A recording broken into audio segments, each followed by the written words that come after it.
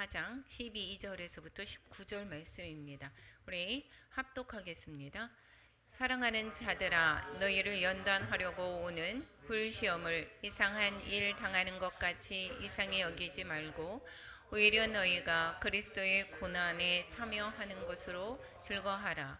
이는 그의 영광을 나타내실 때에 너희로 즐거워하고 기뻐하게 하려 함이라. 너희가 그리스도의 이름으로 지옥을 당하면 복 있는 자로다. 영광의 영, 곧 하나님의 영이 너희 위에 계심이라.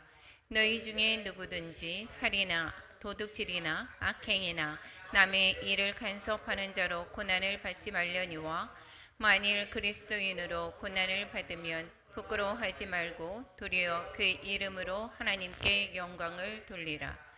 하나님의 집에서 심판을 시작하실 때가 되었나니 만일 우리에게 먼저 하면 하나님의 복음을 순종하지 아니하는 자들의 그 마지막은 어떠하며 또 이인이 겨우 구원을 받으면 경건하지 아니한 자와 죄인은 어디에 서리요.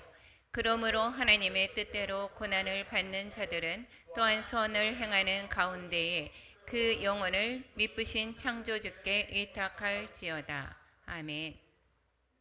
예, 오늘의 그 본문 말씀 베드로전서 4장입니다. 4장을 통해서 은혜 받을 제목은 그리스도인이 받을 고난. 이 베드로전서에서는 계속해서 고난에 관해서 이야기를 하고 있죠.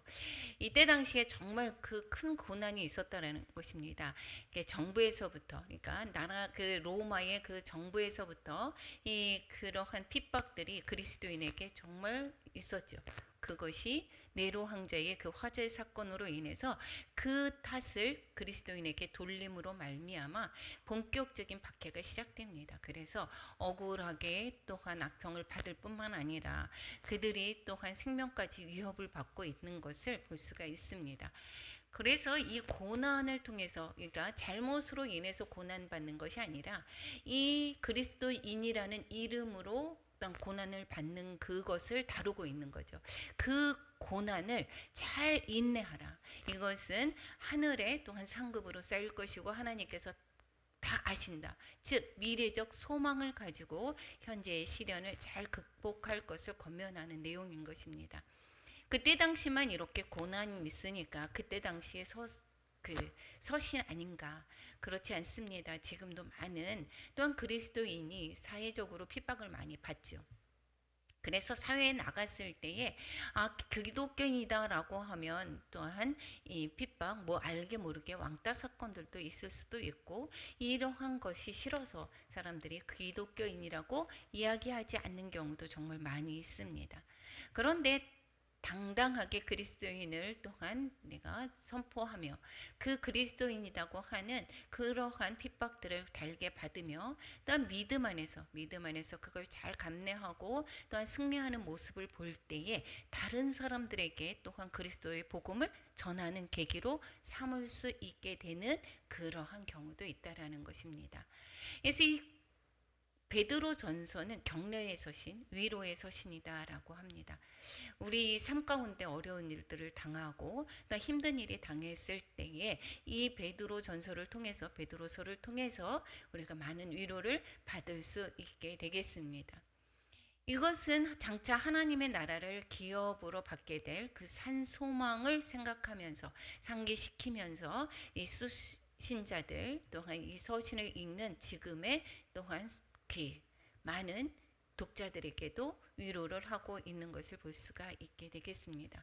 적대적인 환경 속에서 거룩한 하나님의 백성다운 삶을 살아야 된다라는 것도 강조를 하고 있습니다. 우리가 눈은 눈으로 이는 이로 이렇게 세상의 원리죠. 그런데 그렇게 하지 말아라. 계속해서 이 4장에서도 그렇게 이야기를 하고 있습니다. 그리스도인이 고난을 받습니다. 그러한 그 자세에 관해서 계속 권면하고 있습니다. 그런데 이 그리스도인은 그럼 어떻게 살아야 되는가? 그 억울한 일을 당하고 또한 고난을 받음에서도 불구하고 하나님을 또한 사랑하면 또한 이웃을 사랑하라라고 이야기를 하고 있는 것입니다. 왜 그러느냐? 하나님의 심판 때에 모든 것이 밝혀지기 때문이라는 그러한 소망을 가지고 있기 때문에 어려움을 잘 인내하라고 격려하는 것. 여기에서도 4장에서도 똑같은 말씀을 전하고 있습니다. 4장에서 고난을 통한 연단에 관해서 1절에서부터 16절, 그리고 마지막 때의 교훈에 관해서 7절에서부터 11절, 그리스도를 통한 구원에 관해서 18절에서 22절까지 말씀하고 있습니다. 그리스도 고난을 이제 통한 연단에 관해서 이제 1절에서부터 6절까지 다시 한번 말씀을 통해서 우리가 살펴보고자 합니다. 고난의 의미는 1절에서 이렇게 이야기를 하고 있습니다. 그리스도께서 이미 육체의 고난을 받으셨으니, 즉 예수님께서 고난을 받으셨다 이것이고, 그것이 바로 우리의 그러한 본복이다라고 이야기를 하고 있습니다. 너희도 같은 마음으로 갑옷을 입으라 이렇게 이야기하고 있습니다. 예수님께서 그리스도께서 이제 육신으로 고난 당하셨을 때 보여주신 그 인내와 용기 있는 자세, 우리도 그렇게 무장해야 된다. 그러니까 예수 그리스도가 본이 되는 삶을 보여주셨듯이 너희들은 그리스도의 그 고난을 예수님처럼 그렇게 잘 감당해야 된다, 이 얘기를 하고 있는 것입니다.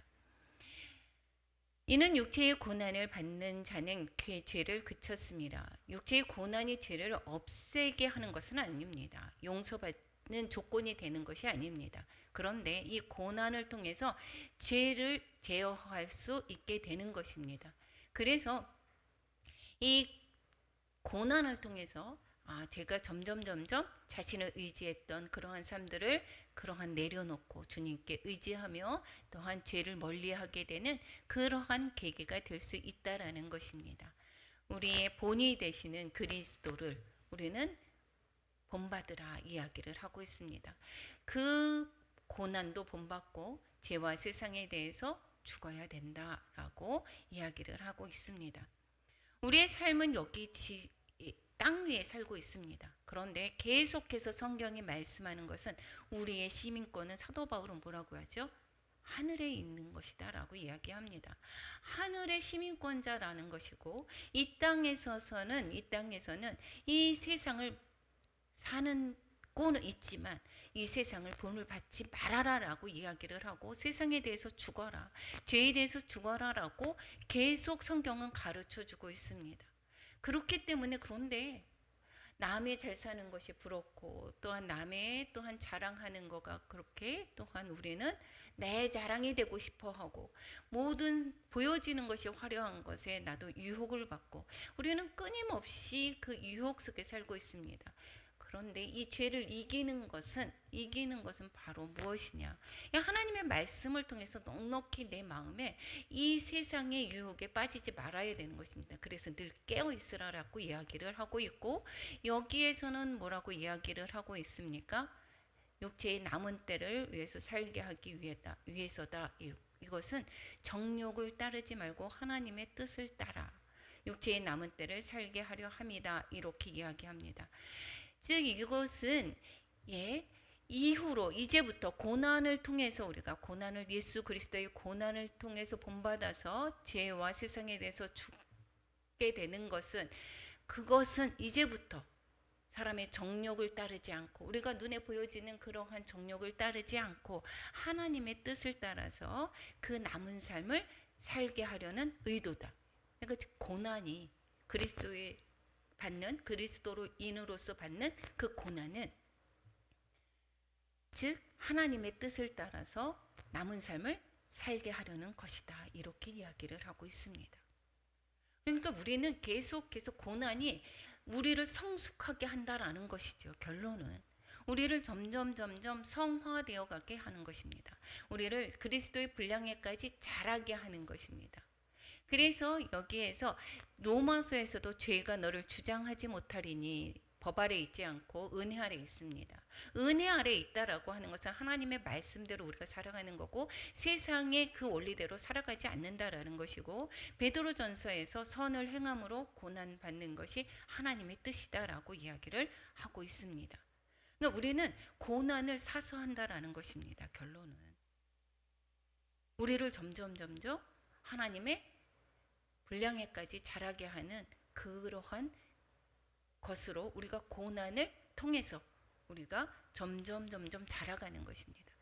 그래서 우리는 고난을 두려워할 필요가 없습니다. 왜 그러느냐? 하나님이 다 아신다라는 것입니다.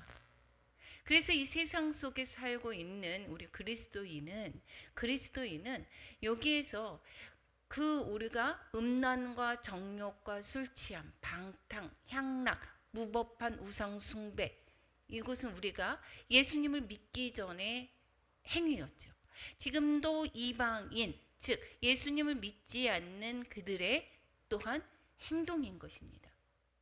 그러한 이방인의 뜻을 따라서 행한 것은 우리가 지나간 대로 족하다, 이렇게 이야기를 합니다. 그러니까 우리가 예수 믿기 전에 했던 행위로서 그것은 족하다, 이제는. 그러니까 이제는 그러한 극한 방탕에 다름질하지 아니하는 것을, 이제는 예수님을 믿고 그러한 방탕한 삶을 청산했습니다.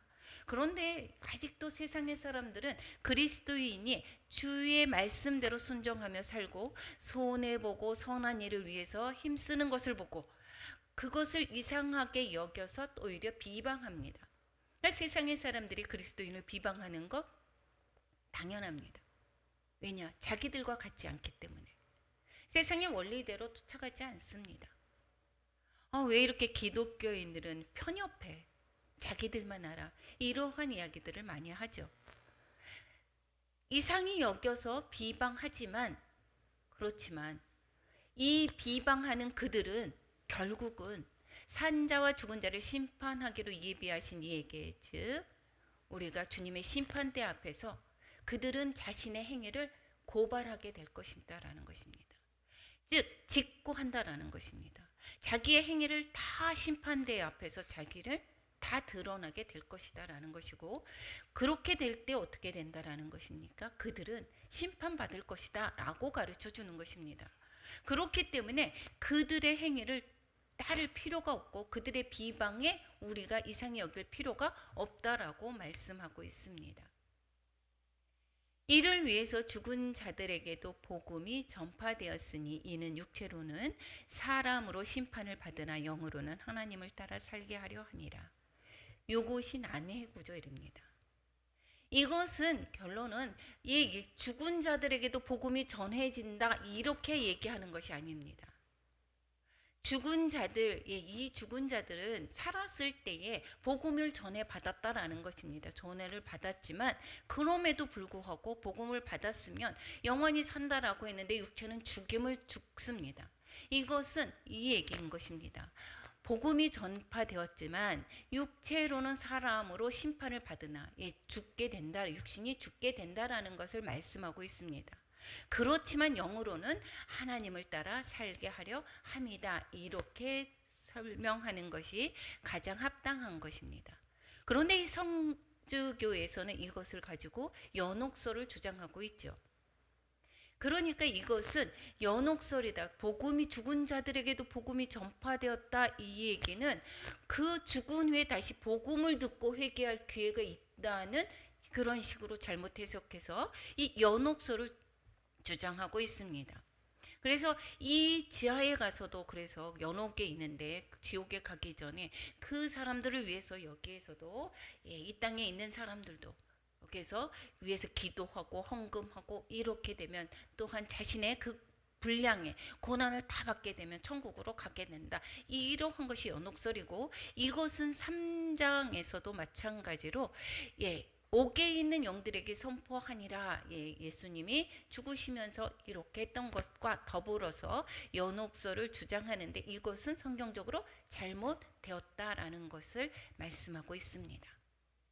이것은 사람이 육신을 갖고 사는 동안 이 죽음이라고자 하는 죄의 심판을 면할 수 없다라는 것이고, 그렇지만 그 영혼은 우리가 복음을 전해 들은 자들은 구원을 받아서 하나님을 따라 살고 있는 것을 말씀하고 있습니다.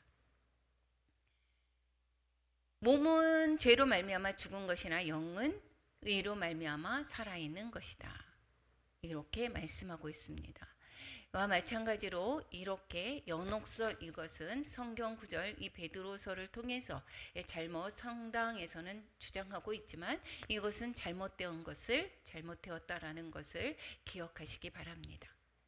7절에서부터 11절까지는 마지막 때의 교훈에 관해서 가르쳐 주고 있습니다. 마지막 때의 교훈, 이제는 만물의 마지막이 가까이 왔으니 이렇게 시작을 합니다. 즉 종말이 가까이 왔으니 이렇게 이야기하고, 그러므로 너희는 정신을 차리고 근신하여 기도하라 이렇게 얘기합니다. 이 마지막에 가까이 왔다, 이때에 베드로서를 쓰었던 그러한 때 AD 67년 요 정도의 그때도 마찬가지지만 지금은 어떻게 해요? 더 가까이 왔죠. 더 가까이 왔습니다. 더 가까이 왔는 이 시대에 매사에 자제력을 갖고 진지하고 분별력 있는 것도 중요합니다.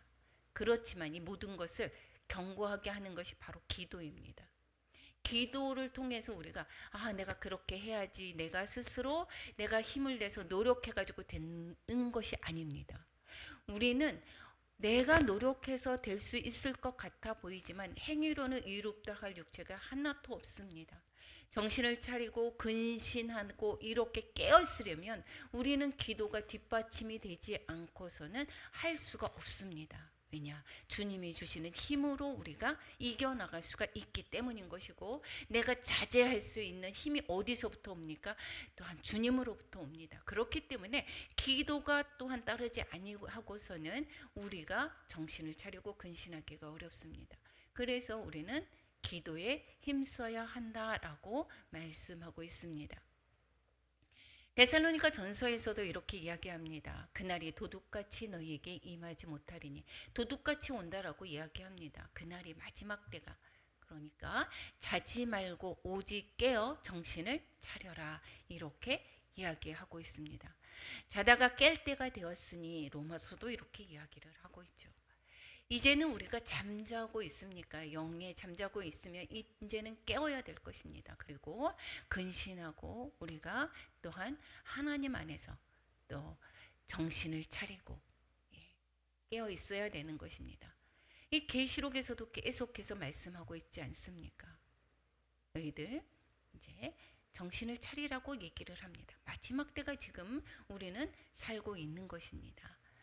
그리고 뿐만 아니라 이 마지막 때 살고 있는 우리들에게 또한 적극적으로 계명을 실천하라고 이야기를 하고 있습니다.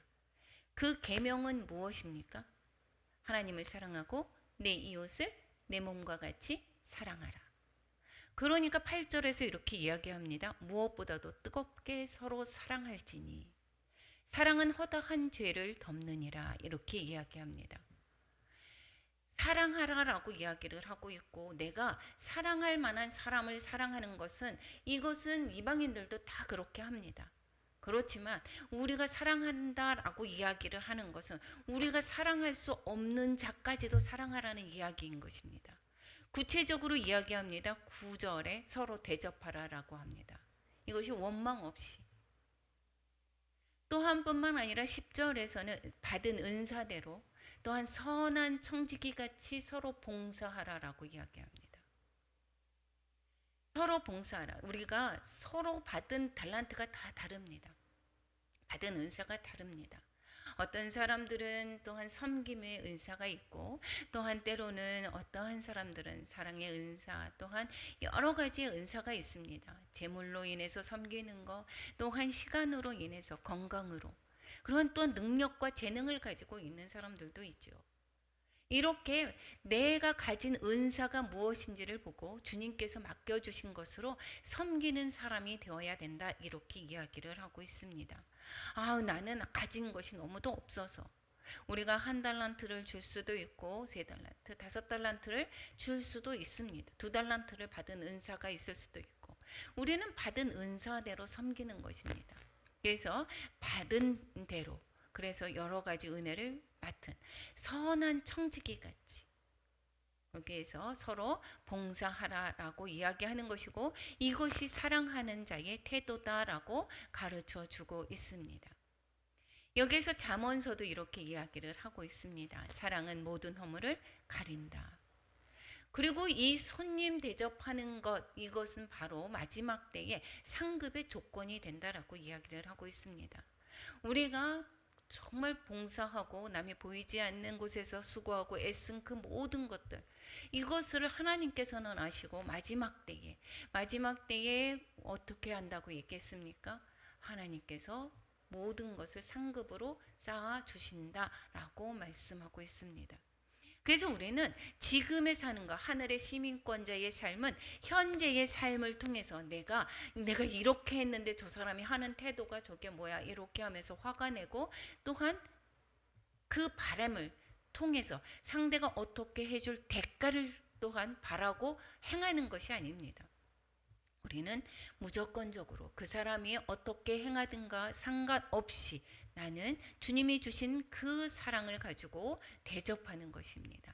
이것이 바로 그리스도인들의 삶이다라고 이야기를 하고 있습니다.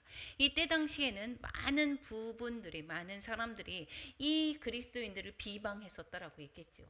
로마 사건을, 화재 사건을 통해서 그리스도인이 얼마나 모욕을 당했겠습니까? 얼마나 손가락질을 당했습니까? 그럼에도 불구하고 이웃을 사랑하라 하나님께서는 말씀하고 있습니다. 그 지키기가 정말 어렵습니다.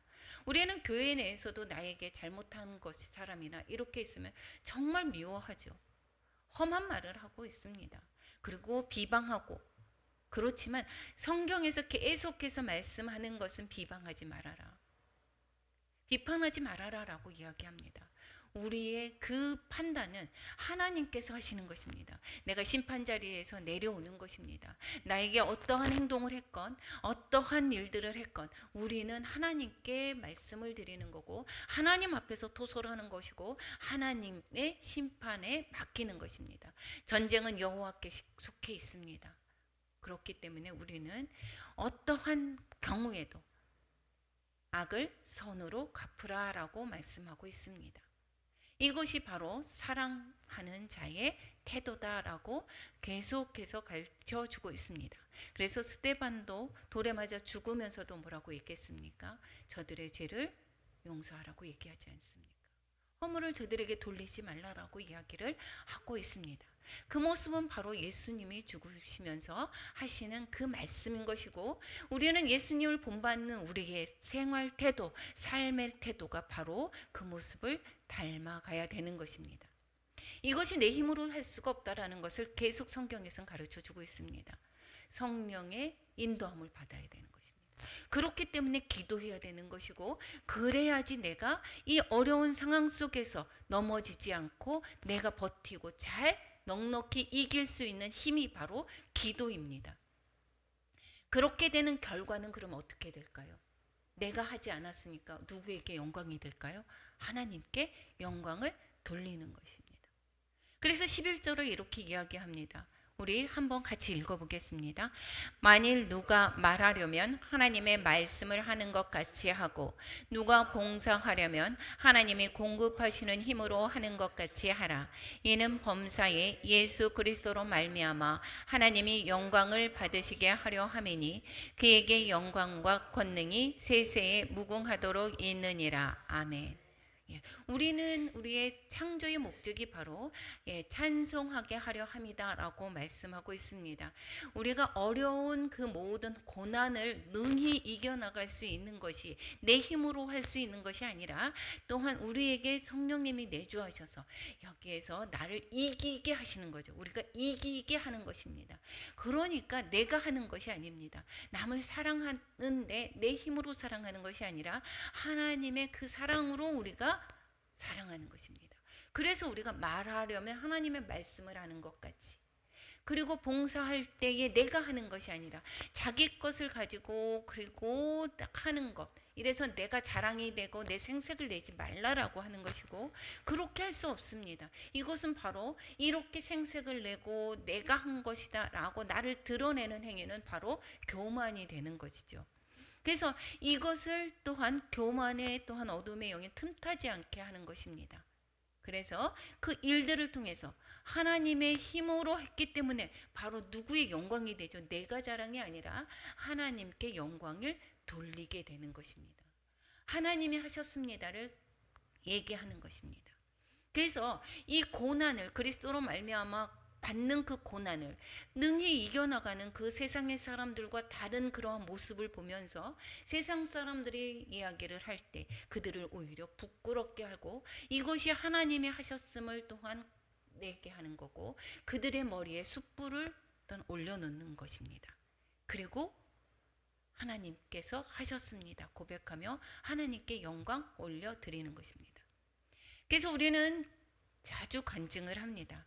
그 간증 속에서 뭐라고 얘기했죠? 내가 이런 어려움을 통했습니다. 그렇지만 이 어려움 속에서 하나님이 나를 이기게 하셨습니다.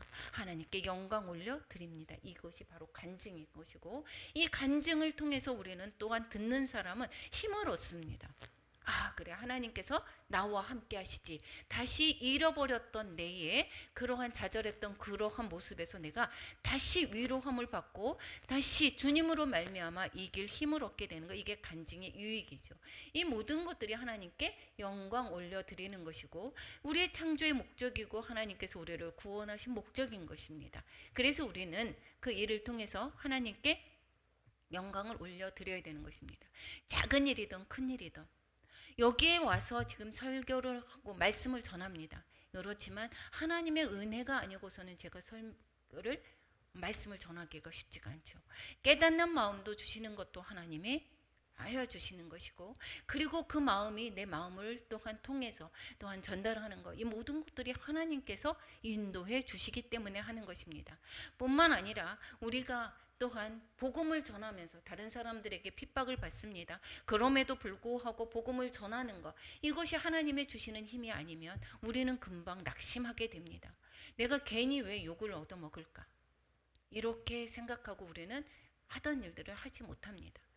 그런데 우리는 이 모든 것들이 하나님께서 힘 주실 때, 하나님께서 하시는 것처럼 할 때 우리는 그 결과는 하나님께 맡기게 되고 그 결과를 통해서 하나님께 영광을 올려드리게 되는 것입니다. 고난과 심판에 관해서 12절서부터 19절까지 말씀하고 있습니다. 우리가 시험에 대한 성도의 자세에 관해서 말씀하고 있습니다. 사랑하는 자들아, 너희를 연단하려고 오는 불시험을 이상한 일로 당하는 것 같이 이상히 여기지 말고, 이렇게 얘기합니다. 여기에서 불시험이라고 얘기합니다. 불시험, 그냥 시험이라고 얘기하지 않습니다. 얼마나 그 고난이 힘겨우면 불시험이라고 하겠습니까? 이것을 이상하게 생각하지 말아라 라고 이야기를 하고 있습니다. 왜 그러느냐? 그의 영광을 나타내실 때에 너희로 즐거워하고 기뻐하게 하려 합니다. 지금 현재는 잘 모릅니다. 우리가 자신을 위해서 살았던 사람이나 오히려 그런 사람이 더 잘 사는 것 같아 보입니다. 그럼에도 불구하고 그리스도인으로서 내가 연단을 받으면서 욕을 얻어먹어 가면서 복음을 전하고 또한 욕을 얻어먹어 가면서 또한 사랑을 또한 전하고 내 것을 가지고 힘들어하면서도 다른 사람을 도와주고, 이러한 것들이 오히려 세상의 눈으로 보았을 때는 정말 바보 같은 짓 같아 보입니다. 그렇지만 그의 영광을 어떻게 해요? 나타나실 때에, 이때에 우리가 비로소 즐거워하고 기뻐하게 될 것을 아는 것입니다. 그렇기 때문에 예수님의 다시 오실 심판 때에 우리는 당당하게 기대합니다. 그래서 고난에 참여하는 것을 우리는 슬퍼하거나 낙심하지 말고 고난에 참여하는 것으로 즐거워하라라고 이야기를 하고 있는 것입니다. 고난을 즐거워하라라고 이야기하는 거, 우리는 이 결말을 알기 때문에 즐거워하는 것이다라고 이야기를 계속 말씀하고 있습니다. 그래서 세상 사람들과 구별된 삶, 이것이 쉽지 않은 거지만 그래서 즐거워한다라는 것이고, 이것은 시험을 앞둔 사람들이 자유롭게 놀지 않고 시험을 대비해서 열심히 고난하면서 잠도 줄여가면서 그렇게 열심히 공부를 합니다. 그 무엇을 소망하기 때문에? 시험에 합격하고 이것을 바라서 지금의 고난을 잘 이겨나가지 않습니까? 이것을 바로 즐거움으로 하고 있지 않습니까? 자원해서 하지 않습니까? 그와 마찬가지로 우리의 결국은 주님의 심판대 앞에서 우리가 즐거워할 것을, 기뻐할 것을 알기 때문에 우리가 지금의 환난, 이러한 불시험 가운데 있는 이러한 모든 것들을 즐거워하면서 잘 인내하라라고 이야기를 하고 있습니다. 로마서 5장 3절에서도 환난 중에 즐거워하는 것은 왜 그러냐? 소망을 이루는 줄 알기 때문이다라는 것입니다. 그리고 이 모든 것들은 하나님께서 뭐라고 얘기합니까? 상이 크다라고 이야기를 하고 있습니다. 마태복음 5장 12절 같이 읽어보겠습니다. 기뻐하고 즐거워하라. 하늘에서 너희의 상이 큼이라. 너희 전에 있던 선지자들도 이같이 박해하였느니라. 우리의 그 주님 그리스도로 말미암아 고난받는 것, 이것은 바로 우리의 상이 크다라는 것을 기억하시기 바랍니다. 그래서 우리는 고난 중에도 즐거워하는 것입니다. 14절에서 얘기를 16절까지 이야기는 성도가 받는 고난의 뜻에 관해서 이야기하고 있습니다. 그리스도의 이름으로 치욕을 당하면 복이 있는 자다라고 이야기합니다. 의를 위하여 핍박을 받는 자 천국이 저희 것입니다. 이렇게 이야기하지 않습니까? 마찬가지로 그리스도의 이름으로 치욕을 당하면 복이 있는데 그것은 왜 그러느냐? 곧 하나님의 영이 너희 위에 계심이라. 즉 고난은 하나님의 영이 함께 있다는 증거라는 것입니다. 하나님의 영이 나하고 함께 있기 때문에 그리스도의 그 고난을 당해 받는 것이다 라고 이야기를 하고 있습니다. 그래서 우리는 그리스도로 받는 고난, 이것을 통해서 우리는 낙심하거나 피할 필요가 없는 것이, 또한 이것을 통해서 우리는 하나님의 상급이 있는 것이고 하나님의 마지막 때에, 또한 심판 때 우리는 상급뿐만 아니라 그 기뻐하고 즐거워하는 일을 그때서야 비로소 알게 된다 이야기를 하고 있습니다. 15절에서는 이야기를 하고 있습니다. 살인이나 도둑질이나 악행이나 남의 일을 간섭하는 자로 고난을 받지 말라. 이것은 개인의 죄로 인해서 받는 고난도 있습니다. 이것은 그리스도의 고난과는 아무런 영향력이 없습니다. 내가 받는 고난을 모두 다 그리스도로 말미암아 받는 고난이라고 생각하면 안 됩니다. 내가 죄를 지어서 받는 고난은 그것은 자신의 말미암아 받는 고난이고, 여기에서 말씀하는 것은 의를 위해서 핍박받는 것을 말하고 있습니다.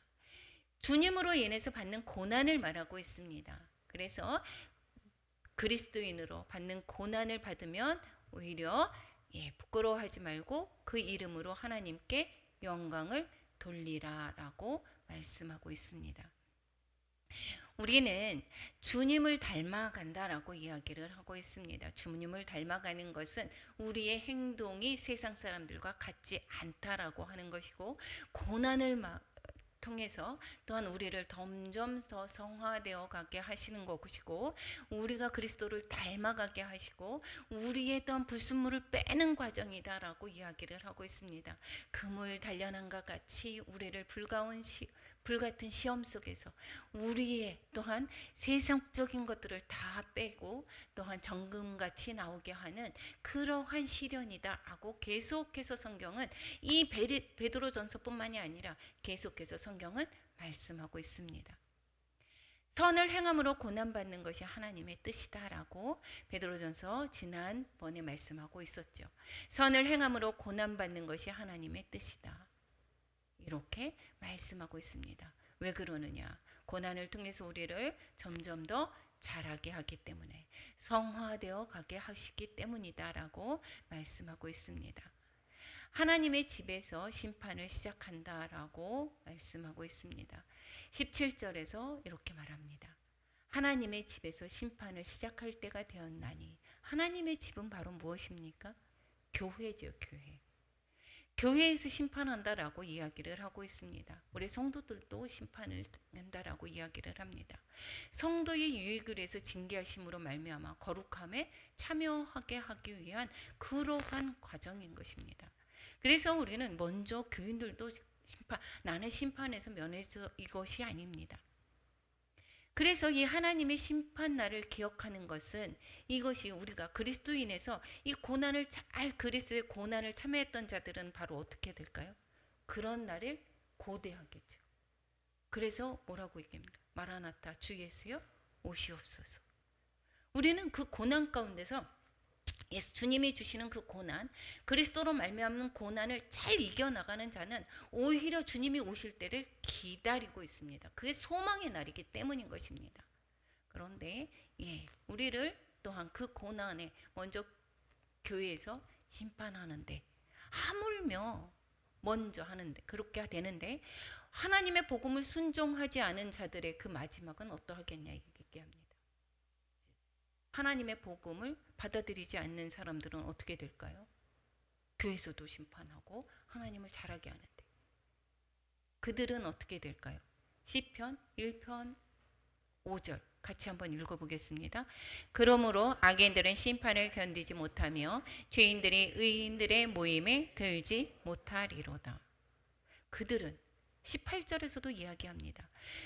의인이 겨우 구원을 받으면 경건하지 아니한 자와 죄인은 어디에 서리요? 경건하지 아니한 자와 죄인은 바로 심판을 받지 않겠습니까? 의인들도 면단을 통해서 계속해서 자라나게 하시고 그러한 통해서 구원을 받습니다. 더 점점 성화되어 가게 하면서. 그런데 하물며 전혀 예수 그리스도를 구주로 받들지 않았던 그러한 자들은 어떻게 되는가? 심판받지 않겠나? 이 이야기를 하고 있는 것입니다.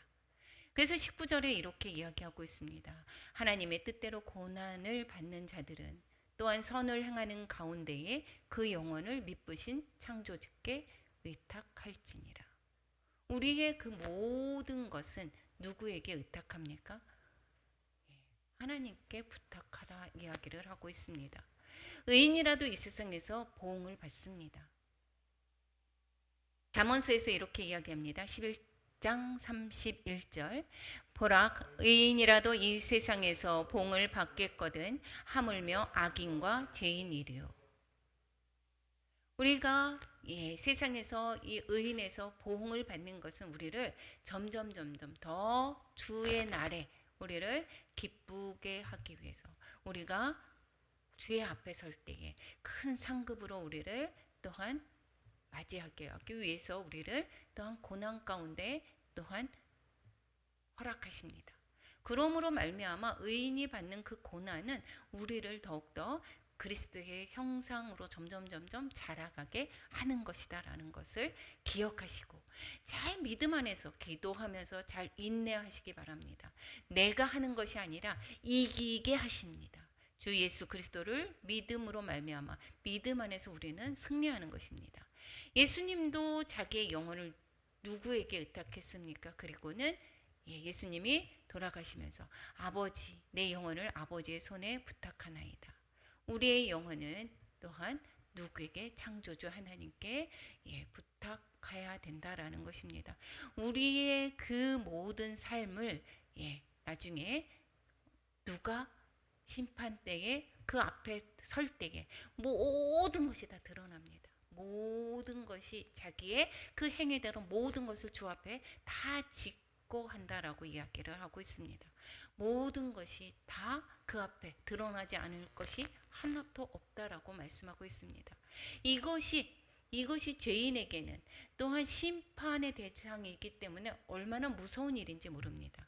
그런데 의인에게는, 이 그리스도의 고난을 잘 이겨내간 자들에게는 얼마나 그 앞에 드러나지 않을 것이 없다라고 하는 것이 얼마나 큰 위로가 되겠습니까?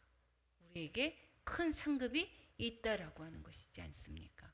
그래서 이 땅에 사는 그 동안에 또한 하나님의 주신 그 고난을 잘 인내하면서 우리는 무엇을 가지고 인내를 하는 것입니까? 하늘에 소망을 두고 잘 인내하는 저와 여러분이 되기를 축원합니다. 오늘 또한 본문을 통해서 이야기하는 것, 고난 중에서도 하나님과 이웃을 잘 섬기라라고 이야기를 하고 있습니다. 예, 신앙의 연단이다라고 했습니다. 이 고난을 우리를 점점 더 잘하게 하셔서 또한 이것을 또한 그 앞에 주님 하나님 앞에 설 때 기뻐 으로 하나님을 맞이하게 하기 위한 것이다 라고 이야기를 하고 있습니다. 그래서 우리는 기뻐함으로 잘 인내하라라고 말씀하고 있습니다. 오늘 말씀을 통해서 우리에게 또한 적용해 볼 것은 그리스도의 마음으로 무장하자라고 해야 될 것입니다. 그리스도의 마음으로 우리는 무장해야 됩니다. 우리는 누구를 닮아야 되는 것입니까? 예, 주님을 닮는 것입니다. 주님이 그 고난 가운데서 잘 인내하셨듯이 우리도 마찬가지로 어떠한 고난 가운데서도 그 그리스도의 인내를 우리로 배워서 잘 이겨나가야 될 것입니다. 세상과 단절된 삶은 이미 죄와 인연을 끊은 것입니다. 세상과 단절이 되고 하나님의 말씀으로 살아가는 것은 우리는 죄와 또한 인연을 끊은 것이 되는 것입니다. 우리는 새롭게 태어났습니다. 새로운 피조물이라고 말씀했습니다. 그 새로운 피조물은 하나님의 뜻대로 사는 것입니다. 이 세상의 원리대로 내 뜻대로 살아가는 것이 아니다라는 것입니다. 선물해 주신 은사로 세상을 살리는 인생을 살아야 될 것입니다.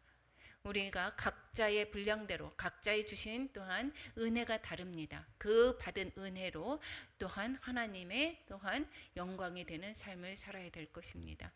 우리가 삶의 모든 순간이 하나님께 영광이 되어야 될 것이고 그리스도로 말미암는 고난은 신앙생활의 일부인 것입니다. 신앙생활을 할 때 고난이 없을 수가 없습니다. 그 고난을 우리 믿음으로 또한 잘 이겨나가는 우리 모두가 되어야 될 것입니다.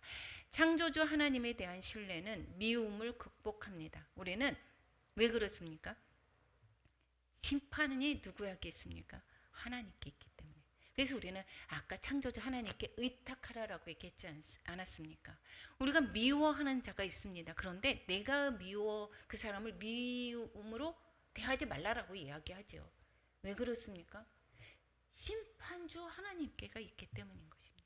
그것은 모든 것을 갚으시는 하나님이 있고 그것을 심판하시는 분은 하나님이시기 때문에 우리의 마음으로 그 사람을 징벌하고 비판하고 또한 미워할 필요가 없다라는 것을 말씀하고 있습니다. 그래서 창조주 하나님에 대한 신뢰는 우리는 미움을 극복할 수 있게 됩니다.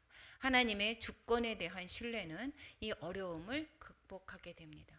하나님의 주권을 우리는 기억하시고 그리고 우리를 끝까지 책임지시고 끝까지 하나님의 또한 그리스도의 분량에까지 자라게 하시고 하나님께로 인도하는 그 하나님을 또한 믿으시고 하나님 안에서 우리는 늘 승리하는 삶을 살기를 바랍니다. 예, 기도하겠습니다.